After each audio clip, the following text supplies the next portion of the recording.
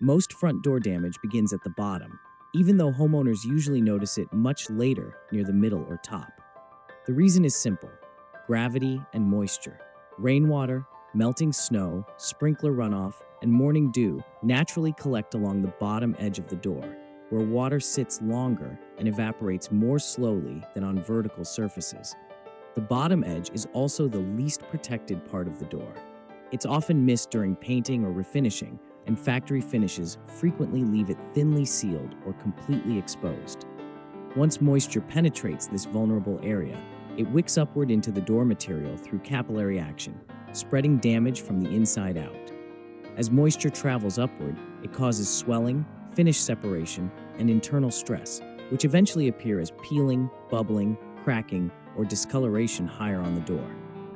By the time damage is visible at eye level, the problem has usually been active for years. Seasonal freeze, thaw cycles make this worse.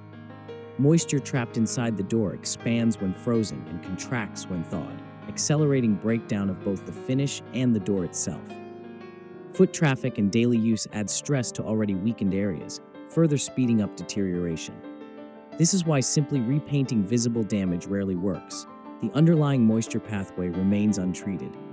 Proper refinishing stops bottom-up damage by fully sealing the door, repairing compromised areas, and applying durable coatings that block moisture at its most vulnerable entry points.